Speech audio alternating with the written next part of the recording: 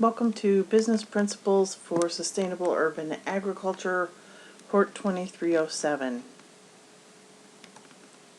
Today we're going to talk about regulations and legal matters as they apply to your new business. It's very important that you operate your business legally. That cannot be stressed enough.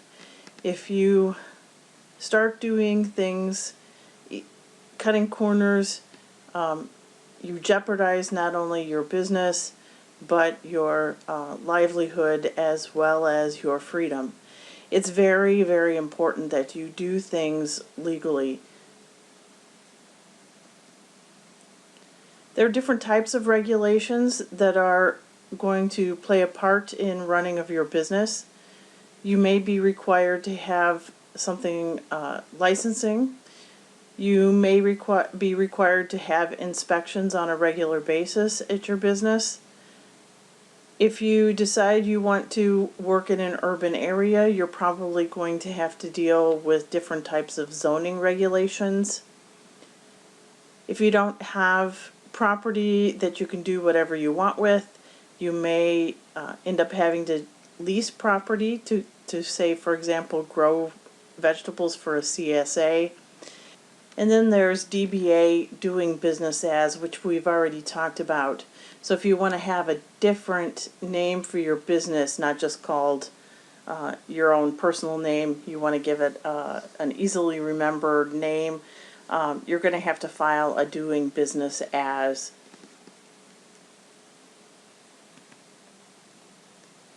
Another reason you need to pay attention to regulations and legal matters, as I said, you want to do things legally.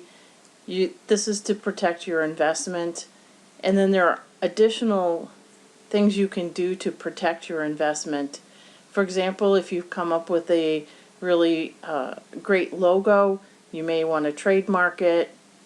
You may, if you've invented something that is going to make farming for you easier and you think many other small farmers are going to want it, you may want to patent that.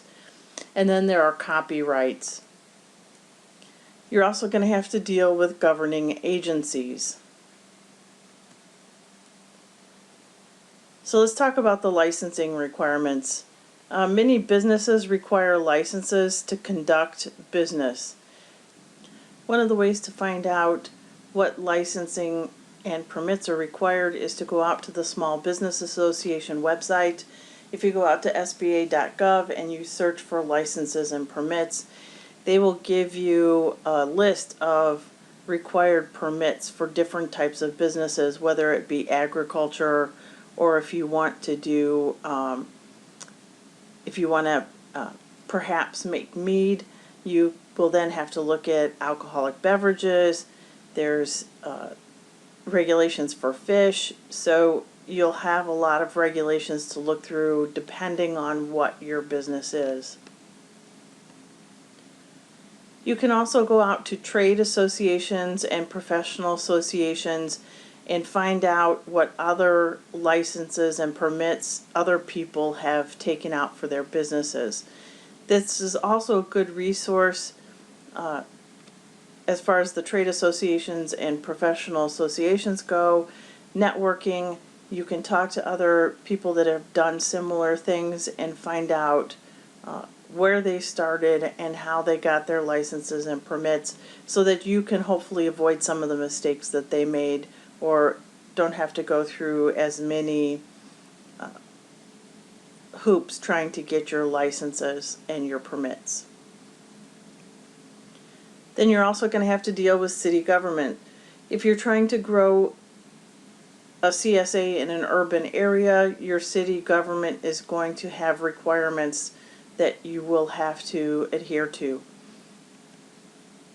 And there may be fees associated with obtaining these licenses. Be sure that if you do pay for fees for these licenses that you keep track of those. This will come in handy down the line as you're doing your taxes. And it's important to know that just because you get a license in the city for growing your vegetables, you still may be required at the state, county, or federal level to get additional licensing and permits. Unfortunately, you can't just get one that covers everything. You're going to have to deal with multiple levels of government. If you're going to do some additional value-added products, something like selling or preparing food at a farmer's market, or you're going to have a farm-to-table on your little urban farm, or if you're going to have a U-Pick, you may be required to get some additional special licenses, especially if you're going to sell or prepare food, or if you're going to do outdoor cooking. One of the CSAs in Wisconsin is doing outdoor pizza ovens. They get around some of their requirements because their customers come onto the site and they U-Pick their pizza ingredients and they make it themselves. So they don't have to have a food preparation license because they're not actually preparing the food. But you do have to know what those limitations are going to be. If you're going to sell any type of flammable objects, for example, fireworks, you're going to have a special license. And then if you're having customers come onto your property, you may have to deal with health and sanitation departments as well.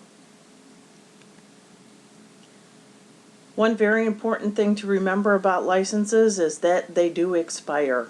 Licenses and permits have a set date that they typically expire. It's very important you make a note of the date and ensure you renew your license before it expires. Don't wait until 1 or 2 days before the license expires to find out to go and renew it. Regulations may change, and if they do, you may get caught without a license and then your business will have to suspend or close. Some licenses, when you get them, they're required to be posted in public view. If you think about liquor licenses and bars, those are typically posted for public view. Other licenses are not required to be placed in public view. Those you want to put in a safe place and make sure that you can have access to them whenever you need them. Another consideration for your business is you may be required to go through some type of inspection. Typically, fire departments and health departments are the most common agencies that require inspections. They will come in and make sure that you have the required smoke detectors, CO2 detectors, fire extinguishers, that your fire exits aren't blocked, etc., etc. If you're running a commercial kitchen, the health department's going to get involved to make sure that there are no insects or rodents in your area, as well as your freezers and your refrigerators are at the right temperatures, etc. These are the two most typical agencies that you'll be interacting with for inspections. If you go through an inspection and they find code violations, your business will be fined. You may get a warning at first without a fine, but if you keep having the same issue over and over, you will be fined, and those fines will get larger as you get more code violations for the same item. Any businesses involving food, plants, or chemicals will require more frequent inspections. So you may not have an inspection just once a year. You may have quarterly inspections. It's going to depend on what your business is. If you are going to lease a space and renovate it, that again is going to trigger some building inspections, and you may then also have additional permits that you'll be required to obtain. Another regulation you're going to have to deal with is zoning ordinances. Zoning ordinances are set in place to regulate business locations. In other words, your business and your residential are typically separated. Zoning regulations against having farm animals in suburban areas. These regulations are put in place for various reasons. One is to help protect property values. We can have an argument on whether chickens increase or decrease property values. It's all point of view, but you do have to follow your zoning ordinances. They're also put in place to protect communities against things like noise, hazardous materials, etc.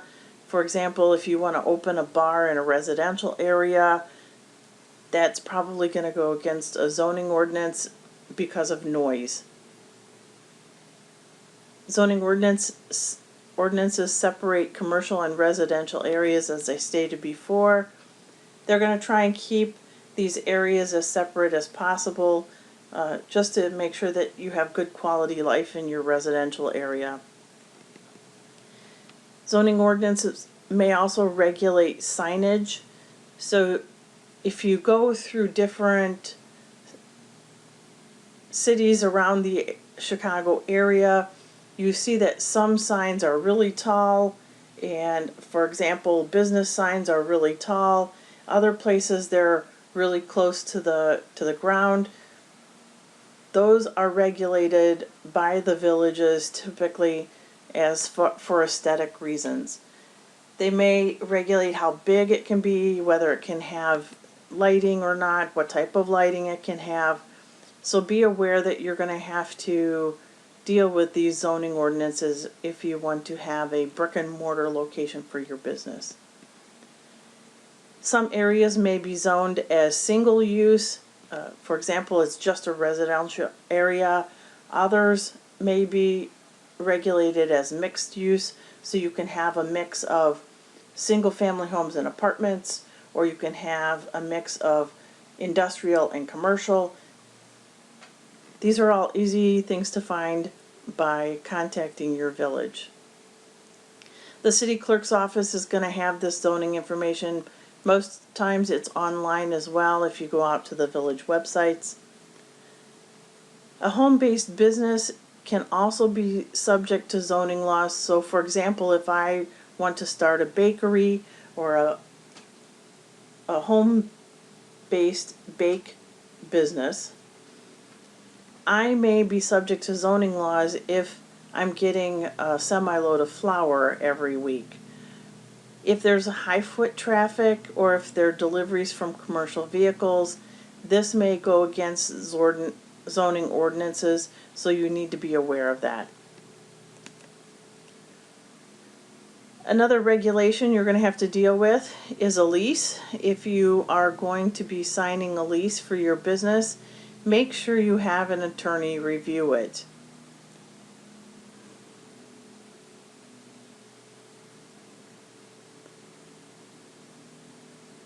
Even if you can get a lease, say you have this great spot picked out in the city, it's a old commercial building and you want to start a bakery in there, you may not be able to run the bakery or your business from that property. Again, it goes back to zoning regulations, etc. So you need to make sure that the lease that you sign is going to allow you to do the business you want. If you're going to sign a multi-year lease, it's important to note if there is a clause in the lease that will let you out if your business fails. If your business fails, you have no income and you're still responsible for this lease, that may be an issue. You may have to pay for this lease and not be making any money, which of course we know is not a good business idea.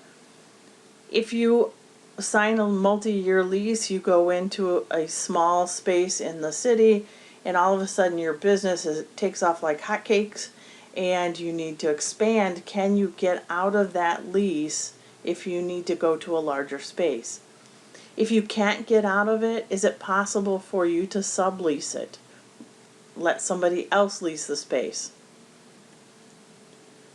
And make sure that before you sign a lease that all your required amenities are available, and be clear on who pays for them.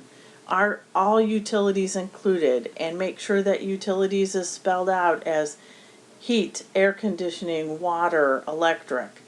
Make sure all of that is spelled out before you sign this lease.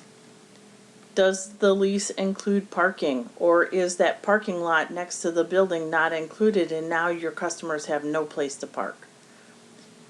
Are signs included in the lease? Will the property owner have a sign made up for you and put in the sign post out at the road, or do you have to do that?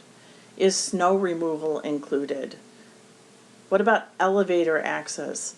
I have heard many horror stories about elevator access where it can only be accessed between 1 a.m. and 2 a.m. and how do you get deliveries at that time?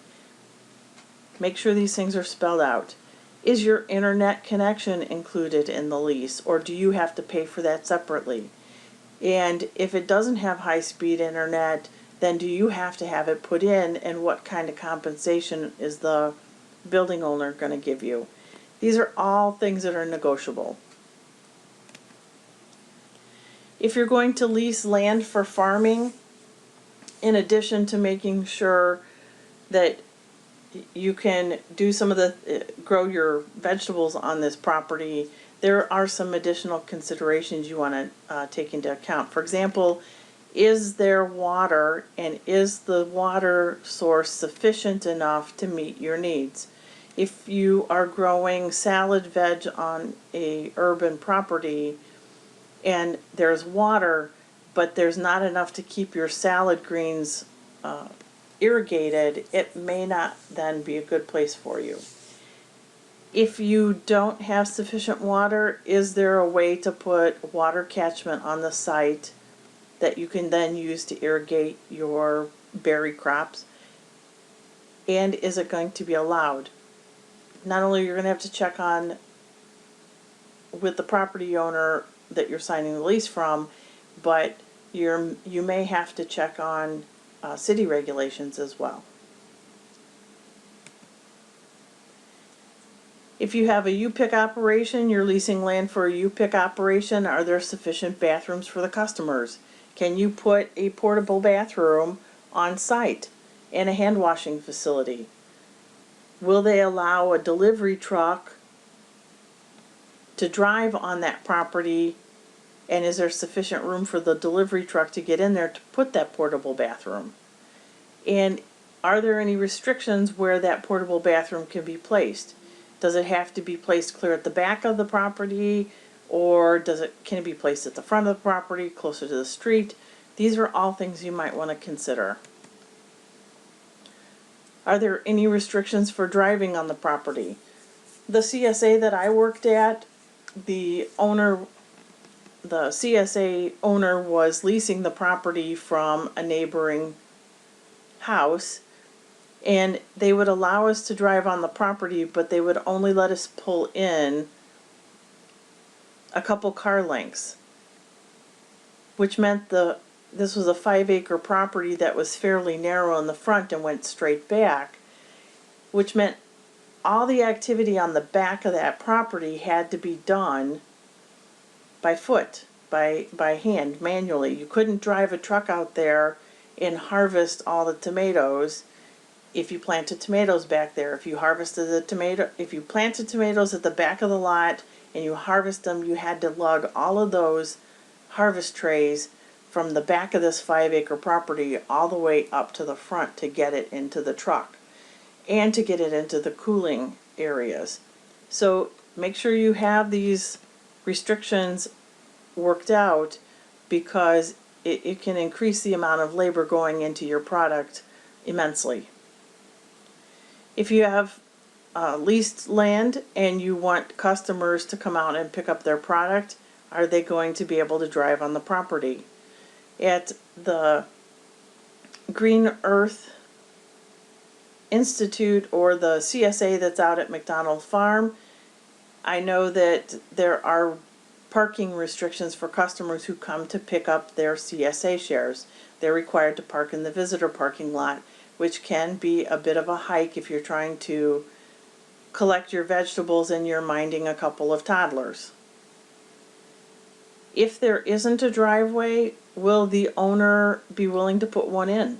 Can you ask them to put in a driveway, and are they willing to pay for it?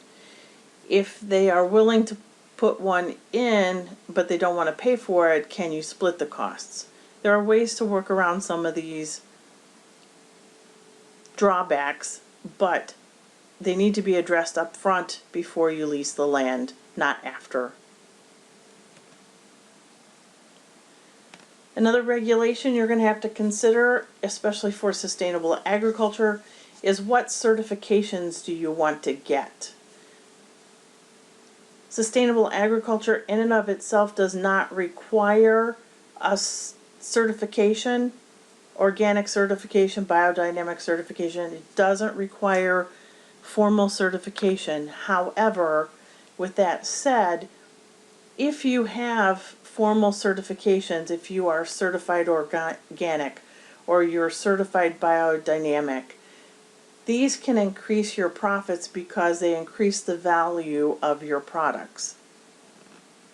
Organic, if you're going to sell, if you want to use the organic label, if you sell more than $5,000 gross per year, you are required to get certified. You can use the organic label if you're growing organically, and if you sell less than 5,000, then you don't have to have the certificate. There's certified naturally grown that you can do. There's an entire process in all of these, so go out to these websites and look to see what their requirements are. Another certification you can get is certified humane, and this is for people who are raising livestock, either for meat or for fiber. You can go out to their website and see what requirements are necessary to get that certification. You can also become biodynamic certified. A note on biodynamic certification: you have to get your organic certification first, then you can go further and get your biodynamic certification. If you're going to be applying any type of pesticides, whether it be organic or not, you will be required to get a pesticide applicator license. And then there is GAP certification, which is Good Agricultural Practices certification, as well as food safety certifications. And there are different levels to some of these certifications. For example, the food safety certification, depending on what your product is, you may just need the basic certification. Then you can go back and get a higher level certification depending on what you're doing. One of the things you're also going to need to do is protect your business investment. We can talk about many ways of doing that. First, make sure you're doing it legally and you're getting the certificates that you need and that you're following all regulations. If you are going to set up your business and you decide to go as sole proprietorship, that's going to leave you open to some possible financial obligation if something should go wrong. So one of the ways you can protect your business is by incorporating it, becoming an LLC or an S Corp or a C Corp, however big your business is. This will help protect your business name in the state you do business, but not in other states. Another way to protect your business investment is to trademark. If you come up with this really fancy logo or a great name, you may want to trademark your name and your logo, your image. Logos, symbols, designs, slogans, and a series of words, these can all be trademarked. And these are typically trademarked because it makes your product or service distinguishable from others. If we look at many consumer products around, you can see their different trademarks. Nike is a trademark. many other things. Apple, they're all trademarks. After having a trademark for 5 years, you'll then need to file an affidavit to keep that trademark active. And trademarks are applied for at the United States Patent and Trademark Office. If you want to use a particular name, you can search that name on their website to see if it's been trademarked already. If it hasn't, then you can apply for a trademark and pay the required fee. Patents are another way to protect your business investment. This is where you've created a product that you think is unique and that people are interested in buying. You can apply for a patent, and that will protect that product from being created or sold by someone else. You can go out to the patent website and do a search, and it will show if that product has already been patented. If you are going to apply for a patent for a particular piece of equipment that you've created, make sure you use an attorney to review the patent application to ensure that you have the best possible chance of getting that application approved as quickly as possible. You don't want to waste time and by not filling out the application correctly and then have somebody else create that same product and get theirs in. There are different types of patents. You can do a patent for utility, for design, a plant or an international type of patent. Non-provisional patents are good for 1 year and they take less time to obtain. So if you have a great design for a piece of farm equipment and you're concerned that somebody's going to get in there and copy it, you can apply for a non-provisional patent and it can get approved faster than a provisional patent. That's only good for 1 year, which should be sufficient time for you to get that provisional patent application submitted and approved. The provisional and non-provisional patent applications have to be filed at the same time. Another way to protect your business investment is by applying for copyrights. Copyrights are used for creative works, things like artwork, music, books, brochures, advertisements, and computer software programs. And these copyrights are handled by the U.S. Library of Congress. They are good for up to 50 years after the death of the person who registered the copyright. So we see a lot of times when you talk about copywriting, music comes to mind, and music that was copyrighted over 50 years ago, the copyrights are now expiring.